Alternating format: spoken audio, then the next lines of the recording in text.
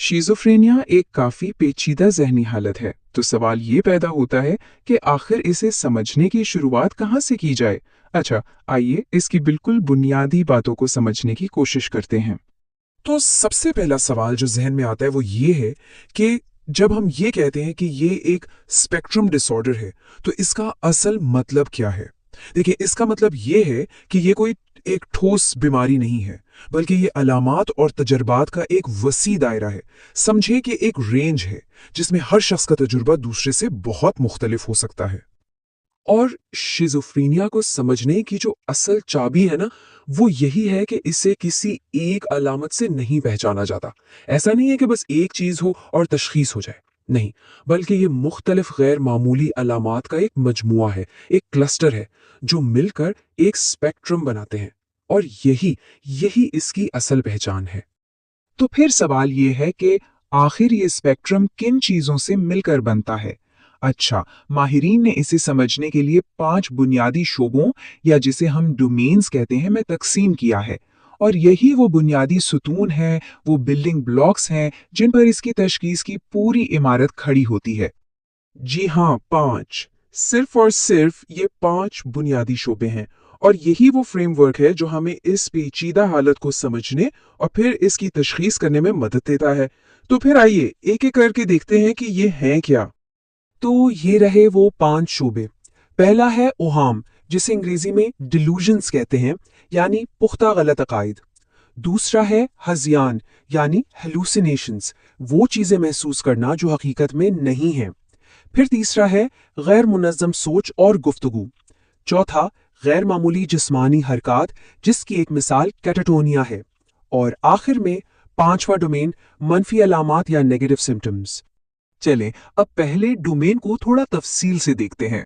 ओहाम, ये ऐसे गहरे और पुख्ता अकायद हैं, इतने पुख्ता कि इन्हें कोई भी सबूत या मंतिक तब्दील नहीं कर सकती। चाहे हकीकत कितनी ही वाज़े तौर पर उनके खिलाफ क्यों न हो, ये अकायद अपनी जगह कायम रहते हैं। अच्छा, अब आते हैं दूसरे डोमेन पर, हज़ियान या हेलुसिनेशंस। ये बिल्कुल हकीकी लगने वाले हिस्सी तजुर्बात हैं जो किसी बैरूनी वजह के बगैर होते हैं। मतलब कुछ है नहीं, लेकिन महसूस हो रहा है। इसकी सबसे आम मिसाल ऐसी आवाज़ें सुनना है जो कोई और नहीं सुन सकता, या ऐसी चीज़ें देखना जो वहाँ सिरे से मौजूद ही नहीं है। तीसरा डोमेन है गैर मुनज़्ज़म सोच, और इसका सबसे वाज़े इजहार हमें गुफ्तगू में नजर आता है। यहाँ ऐसा लगता है जैसे सोच की ट्रेन पटरी से ही उतर गई है। ख्यालात एक मौजू से दूसरे पर अचानक बगैर किसी रब्त के छलांग लगाते हैं, जिसकी वजह से बातचीत को समझना तकरीबन नामुमकिन हो जाता है। चौथा डोमेन है गैर मामूली जिस्मानी हरकत, और ये भी एक पूरा स्पेक्ट्रम है।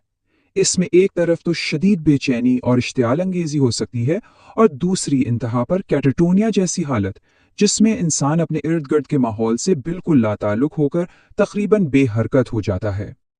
और अब पांचवा और एक बहुत ही अहम डोमेन, मनफी अलामात। अब ये समझना ज़रूरी है, जहाँ पिछली 4 अलामात में कुछ गैर मामूली चीज़ें ज़िंदगी में शामिल हो रही थीं, जैसे गलत अकायद या आवाज़ें, वहाँ यहाँ आम इंसानी अफ़ाल कम या ख़त्म हो जाते हैं। यानी कुछ मनफी हो रहा है, मसलन जज्बात का इजहार ना कर पाना, किसी भी काम के लिए मोटिवेशन या तहरीक का बिल्कुल ख़त्म हो जाना, या बातचीत शुरू करने की सलाहियत का ना रहना। तो जब ये पांचों डोमेन्स में से कुछ अलामात किसी की ज़िंदगी में मौजूद हों, तो फिर इसका अमली नतीजा क्या निकलता है? जाहिर है, इसका सीधा सीधा असर उनकी रोज़मर्रा की ज़िंदगी और उनके काम काज करने की सलाहियत पर पड़ता है। और यही सबसे अहम नुक्ता है, सबसे कलीदी बात है।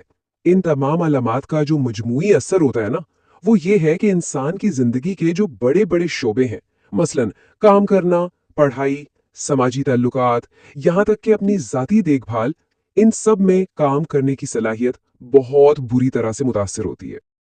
तो आइए इन तमाम नुकात को एक बार फिर से जोड़ते हैं ताकि बात वाज़ेह हो जाए। पहली बात, शिज़ोफ्रेनिया एक स्पेक्ट्रम डिसऑर्डर है। दूसरी बात, इसकी तारीफ इन 5 बुनियादी डोमेन्स में पाई जाने वाली गैर मामूली अलामात से की जाती है। और तीसरी और सबसे अहम बात, इन सब का नतीजा जिंदगी के अफ़ाल में एक बहुत बड़ी गिरावट की सूरत में निकलता है।